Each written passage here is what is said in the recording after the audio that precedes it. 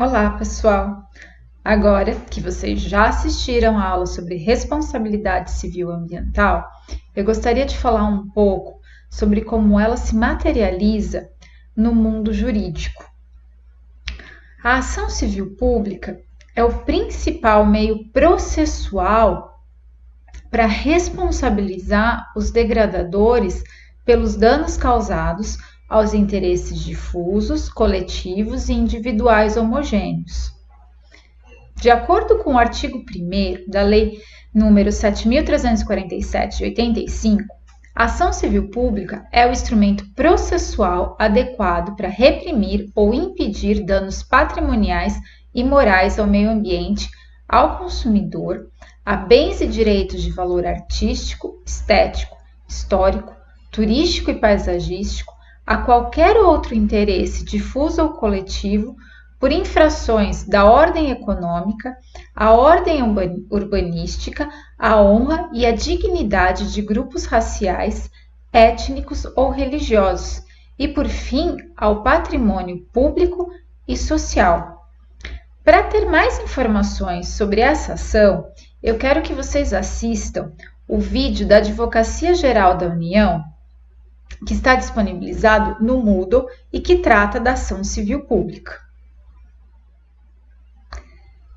Essa ação civil pública, via de regra, é proposta pelo Ministério Público, porém há outros colegitimados, como vocês vão ver lá no videozinho que eu indiquei. Um de seus instrumentos é o inquérito civil, que é o meio pelo qual se conduz a investigação administrativa. O Ministério Público é o órgão responsável pelo inquérito civil, que tem como objetivo colher provas para uma eventual propositura de uma ação civil pública, ou ainda para a celebração de um termo de ajustamento de conduta, também conhecido pela sigla TAC. O inquérito civil ele vai se dividir em 3 fases. A primeira, que é a de instauração, que é formada por uma portaria, despacho ou representação, que são as peças iniciais de abertura desse documento. A segunda fase é a instrução, referente à coleta de provas. E, por fim, a conclusão, que corresponde ao relatório final, que vai decidir pelo arquivamento ou ainda pela propositura de uma ação civil pública. Durante o inquérito civil ou no curso da ação civil pública, o Ministério Público pode celebrar o termo de ajustamento de conduta,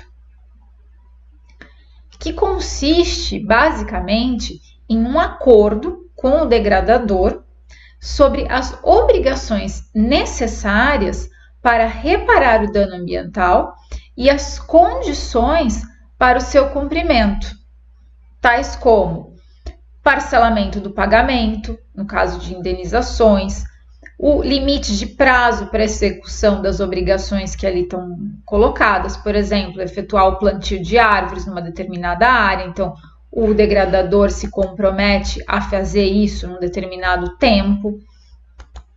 Se a celebração do TAC se der no momento do inquérito civil, o compromisso deverá ser encaminhado ao Conselho Superior do Ministério Público para homologação. O Conselho pode, primeiro, homologar o TAC, que passa a ter valor de título executivo extrajudicial, ou não homologar e determinar novas diligências, ou ainda determinar a propositura de ação civil pública por outro membro do Ministério Público.